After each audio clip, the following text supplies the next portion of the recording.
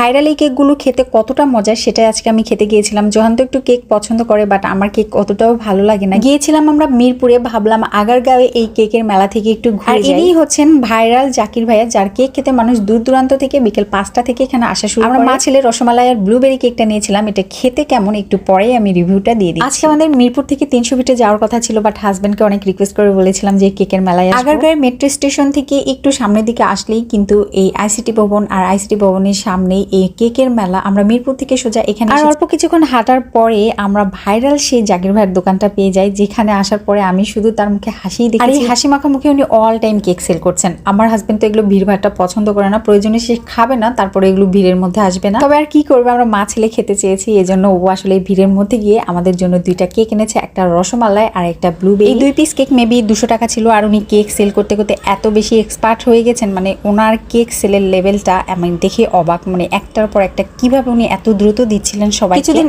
আগেও উনি এই টেবিলে 8টা থেকে 9টা কেক এনে বিক্রি করতেন, বাট এখন ওনার কেক সেলের পরিমাণ দাঁড়িয়েছে 40 থেকে 50টা। বিকেল 5টার পর থেকে মানুষ এরকম হুমড়ি খেয়ে কেক কিনছে ওনার। শুধুমাত্র ভাইরাল হওয়ার কারণে ওনার দোকানে এত মানুষের ভিড়। আর ভাইরাল তো মানুষ এমনিতেই হয় না, ওনার যে হাসি মাখা মুখ, এত সুন্দর করে সবার সাথে কথা বলছে। আর এদিকে আমি কিন্তু লক্ষ্য করছিলাম আমার হাজবেন্ডের ভিড়ের মধ্যে রেগে মেগে বোম হয়ে যাচ্ছিল না। তবে আজকের ওয়েদারটা এত সুন্দর ছিল, বৃষ্টি একটা ভাব। দুজনে মিলে 2টা কেক এনেছে। আমার হাজবেন্ড কিন্তু কেক খায় না, তারপর ওকে একটু দিয়েছিলাম, যেটা দিয়েছি ওটাতেই ডিমের গন্ধ। মানে ব্লুবেরি যেটা জোহান খাচ্ছিল ওটার মধ্যে প্রচুর ডিমের গন্ধ, একদমই খাওয়া যাচ্ছিল না। বাট রসমালাইটা অনেক টেস্টি ছিল। আমি আসলে কেক এত বেশি পছন্দ করি না, আমার হাজবেন্ডও খায় না, বাট জোহান একটু কেক পছন্দ করে, বাট আমার ছেলেটাও খেতে পারছে না। মানে ওটাতে একটু ডিমের গন্ধ ছিল, যার কারণে আমারটাতেও আছে এটা ভেবে আমারটাও খাচ্ছিল না। আর এই যে মানুষের ভিড়, আমরা সন্ধ্যার পরেই গিয়েছিলাম, তারপরে মানুষের ভিড় বাড়তেই থাকে। এই ডিমের গন্ধ যাই থাক, মানুষ সবই খেয়ে কিন্তু শেষ করে দিচ্ছে, ওনার কাছে একটা কেকও বাকি থাকে। ভাইরাল কেক বলে কথা, তবে হাতে তৈরি যেহেতু এক এক দিন এক এক রকম ফ্লেভার টেস্ট হবে, এটা স্বাভাবিক। ওনার কেকের যাতে হয়তো বা আরো ভালো কেক আছে অন্যান্য দোকানে, বাট